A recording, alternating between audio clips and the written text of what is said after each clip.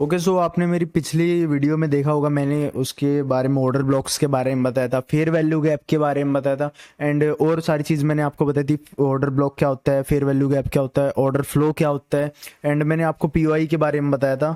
ठीक है, सो उन चीज़ों को हम रिफाइन कैसे कर सकते हैं, रिफाइनरी हमारे किस काम आएगी, हम ऑर्डर ब्लॉक को रिफाइन करते हैं, फेयर वैल्यू गैप को रिफाइन करते हैं, वो हमारे किस काम आएगी ताकि हम अपने एसएल बिल्कुल छोटे ले सकें।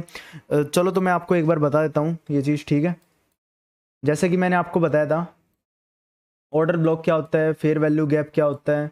अभी आप स्ट्रक्चर, मान लो आप स्ट्रक्चर मैपिंग कर रहे हो, इफ अगर आप स्ट्रक्चर मैपिंग कर रहे हो अपनी 1 आवर पे, ठीक है, 1 आवर पे आप कुछ इस टाइप से स्ट्रक्चर देखते हो। ठीक है, आपने इस टाइप से कुछ पीओआई देखी 1 आवर पे एंड आप एंट्री लेने की कोशिश करते हो जब, ठीक है, तो आप इतना बड़ा एसएल नहीं ले सकते। आप मान लो इस वाले पॉइंट पे आप एंट्री करते हो, ठीक है, तो आप इतना बड़ा एसएल नहीं ले सकते कि आप एसएल आपका 100 पिप्स 60-70 पिप्स का रहे।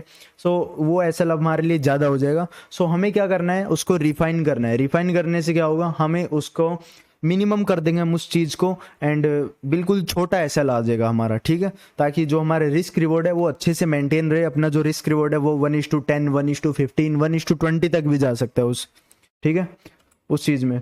तो मैं आपको बताता हूँ ऑर्डर ब्लॉक को हम कैसे रिफाइन कर सकते हैं। ठीक है, एग्जाम्पल फॉर मार्केट एक स्विंग दे रहा है। ठीक है, मैं एक बार इन चीज़ों को हटा देता हूँ। ठीक है, ठीक है, इन चीज़ों को मैं हटा देता हूँ। ठीक है, अपना एक ये इस वाले पॉइंट पर ऑर्डर फ्लो है, सॉरी ऑर्डर ब्लॉक है। ठीक है, यहाँ से अपनी एक ये सेलिंग है। एक मिनट,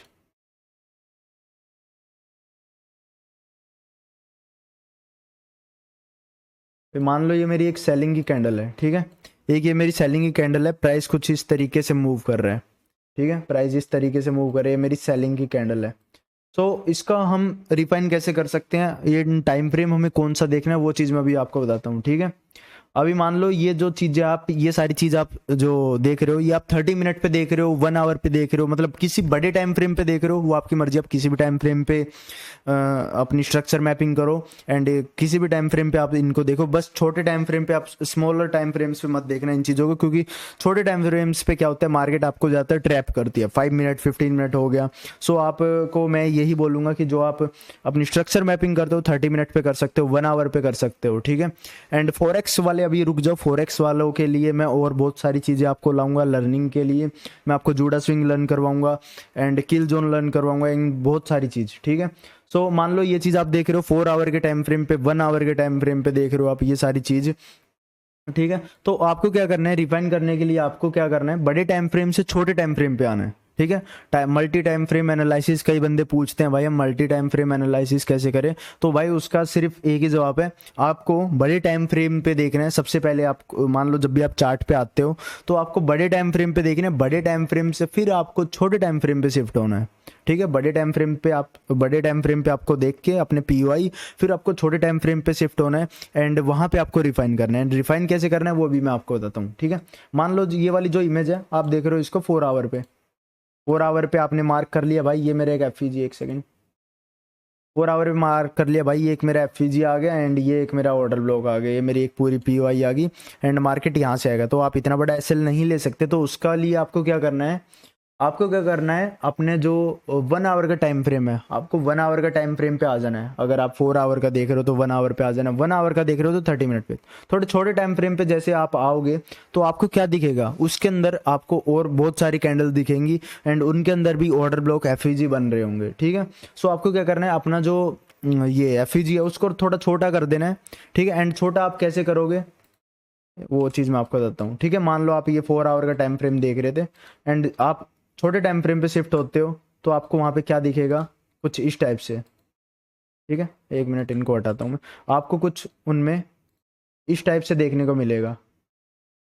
ठीक है, आपको वहाँ पे कुछ इस टाइप से देखने को मिलेगा। अगर आप 4 आवर से या फिर 1 आवर से छोटे टाइम फ्रेम पे शिफ्ट होते हो तो आपको कैंडल्स थोड़ी ज़्यादा देखने को मिलेंगी एंड उनके अंदर भी इनबैलेंस होगा, उनके अंदर भी आपको ऑर्डर ब्लॉक एंड एफईजी देखने को मिलेंगे। ठीक है, तो आप वहाँ पे अपना ओ भी ले सकते हो, एफईजी ले सकते हो या फिर दोनों ले सकते हो। ठीक है, एंड उसको क्या करना है, आपको छोटे छोटे टाइम फ्रेम पर 30 मिनट 15 मिनट 5 मिनट पे रिफाइन करना है एंड जब आपका बिल्कुल ही छोटा एसएल आ जाए, ठीक है, जब आपको वहाँ पे स्टॉप कर देना है। आपको 1 मिनट तक ये चीज़ रिफाइन करनी है, 1 मिनट के टाइम फ्रेम तक आपको ये चीज़ रिफाइन करनी है। अभी मैं आपको यही चीज़ लाइव चार्ट पे भी करके दिखाऊंगा। कई बार टाइम फ्रेम्स का क्या होता है, आपको कुछ चीज़ें होती हैं जो मतलब बड़े टाइम फ्रेम पे नहीं दिखती, वो चीज़ आपको छोटे टाइम फ्रेम पे दिखती हैं।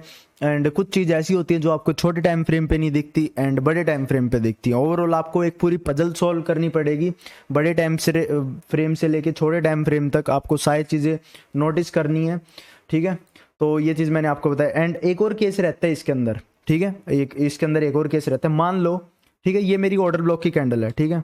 मान लो आप ये कोई भी टाइम फ्रेम देख रहे हो, आप कोई भी टाइम फ्रेम देख रहे हो, आप मान लो वो 1 आवर का टाइम फ्रेम देख रहे हो या फिर कोई भी टाइम फ्रेम देख रहे हो, मान लो जो ये वाली है, ठीक है, ये मेरी ऑर्डर ब्लॉक की कैंडल है, ठीक है, ये मैं ऑर्डर ब्लॉक है। अगर ऑर्डर ब्लॉक की कैंडल, ये रूल्स भी आप अपने नोट्स में लिख लो, अगर ऑर्डर ब्लॉक की कैंडल जो पिछले वाली कैंडल है अपनी लास्ट, आप सेलिंग कैंडल बोल सकते हो या फिर, ठीक है, जो भी आपकी पिछले वाली कैंडल रहती है उसका लो ले रही है या फिर उसका हाई ले रही है, तो हम क्या करेंगे उस केस में।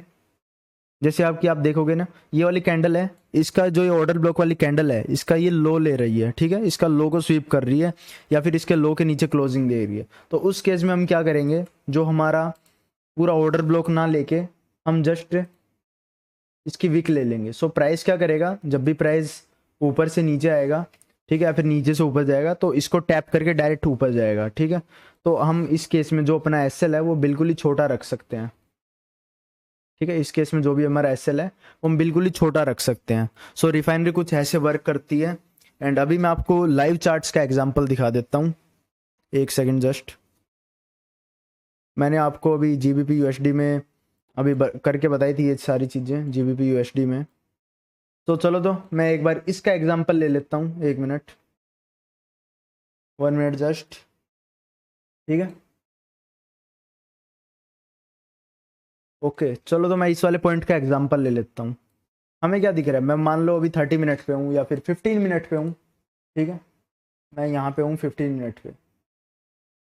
15 मिनट पे मुझे यहाँ पे क्या देखने को मिल रहा है, आईडीएम जैसे कि आपको मैंने रूल बताया था, आईडीएम के बाद नीचे वाले पीवाई से प्राइस ऊपर जाती है, ठीक है। तो आईडीएम के बाद मैं यहाँ पे क्या देख सकता हूँ कि एक मुझे ऑर्डर ब्लॉक दिखता है, ऑर्डर ब्लॉक के बाद मुझे एक अपना फेयर वैल्यू गैप दिखता है, ठीक है। कैसे, तो ये वाली कैंडल को मैं, रुको थोड़ा सा बड़ा टाइम फ्रेम दिखाता हूँ आपको ताकि अच्छे से दिखे, ठीक है। ये एक मेरा ऑर्डर ब्लॉक है, ऑर्डर ब्लॉक के बाद एक ये मेरा एक एफएजी है। अगर मैं इसको 15 मिनट या फिर 5 मिनट पे जाता हूँ तो मुझे थोड़ा सा और क्लियर दिखेगी वो चीज़। जैसे कि आपने अभी देखा होगा 15 मिनट पे मुझे मतलब थोड़ा सा मैसी टाइप दिख रहा था। सो चलो, तो मैं यहाँ पे 5 मिनट पे आ चुका हूँ। 5 मिनट पे आने के बाद मुझे यहाँ पे क्या दिखता है कि एक ऑर्डर ब्लॉक है एंड एक एफवीजी है, ठीक है। जैसे कि मैंने अभी आपको चीज़ बताई थी कि जो चीज़ हमें बड़े टाइम फ्रेम पे नहीं दिखती वो चीज़ हमें छोटे टाइम फ्रेम पे दिखेगी, एंड जो चीज़ हमें छोटे टाइम फ्रेम पे नहीं दिखती वो चीज़ हमें बड़े टाइम फ्रेम पे दिखेगी। इसीलिए हमें किसी एक टाइम फ्रेम पे डिपेंड नहीं रहना है, हमें सारे टाइम फ्रेम देखने हैं, ठीक है। सो एक सेकंड इसको हटा देता हूँ मैं, ठीक है। प्राइस में मुझे क्या दिख रहा है यहाँ पे इस वाले पॉइंट पे, ठीक है, 1 मिनट, यस, इस वाले पॉइंट पे मुझे क्या दिख रहा है, एक ये मेरा फेयर वैल्यू गैप है, ठीक है, ये मेरा एफईजी है, उस एफईजी के नीचे एक ऑर्डर ब्लॉक है, ठीक है, एफईजी के नीचे ऑर्डर ब्लॉक है मेरा। तो मैंने अभी देखो, अभी मैं इसको बड़े टाइम फ्रेम पे देखता, अगर मैं इसको बड़े टाइम फ्रेम पे देखता तो क्या ये चीज़ मैं पकड़ पाता, इसका आंसर बताओ मुझे। क्या ये मैं बड़े टाइम फ्रेम पे देखता तो ये चीज़ मैं पकड़ पाता ये चीज़, ठीक है। तो प्राइस अभी क्या कर रहा है, प्राइस एग्जैक्ट ऑर्डर ब्लॉक को टैप कर रहा है, ऑर्डर ब्लॉक को टैप करने के बाद डायरेक्ट बॉस तक के टारगेट अपने, ठीक है। तो चीज़ें कुछ ऐसे इस टाइप से वर्क करती हैं। आपको क्या करना है, आपको जो भी आपका कोशिश करनी है, आपका जो एसएल आप छोटे से छोटा लो, इतना भी नहीं कि भाई आपने ट्रेड ली और बिल्कुल ही पिछली कैंडल के नीचे तक का आपने एसएल ले लिया। एसएल अगर आपको इसमें लेना है तो आप इस पे किस टाइप से ट्रेड कर सकते हैं, जो आपका एसएल है, ठीक है। 1 मिनट पे जाके आप देखोगे तो इसको आप और रिफाइन कर पाओगे। तो चलो, तो मैं 1 मिनट पे चला जाता हूँ बिल्कुल, ठीक है, बिल्कुल ही मैं यहाँ पे 1 मिनट पे चला जाता हूँ, ठीक है। अभी मैं इसको आपको और रिफाइन करके बता देता हूँ, जितना आप रिफाइन कर सकते हो उतना करो, ठीक है। अरे अच्छा, पीछे तक का नहीं देख सकते क्या, ओके। सो 1 मिनट पे जाओगे ना आप, ठीक है, 1 मिनट पे अगर आप जाते हो तो आपको यहाँ पे और डिटेल में दिखेगी ये चीज़। तो यहाँ पे भी 1 मिनट के अंदर मैं आपको अभी एक्सप्लेन करता हूँ 1 मिनट के अंदर क्या होगा। जो ऑर्डर ब्लॉक वाली कैंडल है 1 मिनट के अंदर, ऑर्डर ब्लॉक वाली कैंडल के अंदर भी आपको और ऑर्डर ब्लॉक एंड एफवीजी मिलेंगे। सो प्राइस उनको टैप करेगी एंड जब ऊपर जाएगी तो हम क्या कर सकते हैं, उस पे जब भी हम ट्रेड लेंगे तो हम जो ऑर्डर ब्लॉक है जहाँ से प्राइस ऊपर जा रही है उसके नीचे तक का एसएल रख सकते हैं। देखो कुछ इस टाइप से, ठीक है। जो इसके अंदर रहेगा अपना पीओआई, हम इसके नीचे तक का एसएल रख सकते हैं एंड अपना टारगेट हम ऊपर तक का, ठीक है। तो इस टाइप से आपको कुछ अपना जो पीओआई है उसको रिफाइन करना है। एंड एक और चीज़ मैं आपको बता देता हूँ, अभी भी आपके क्लियर नहीं हुई होगी ये चीज़, ठीक है, अभी भी आपको अच्छे से ये चीज़ समझ नहीं आई होगी, फिर भी मैं आपको चलो बता देता हूँ एक और चीज़ इजी, इससे आपको थोड़ा सा पता लग जाएगा टाइम फ्रेम्स का।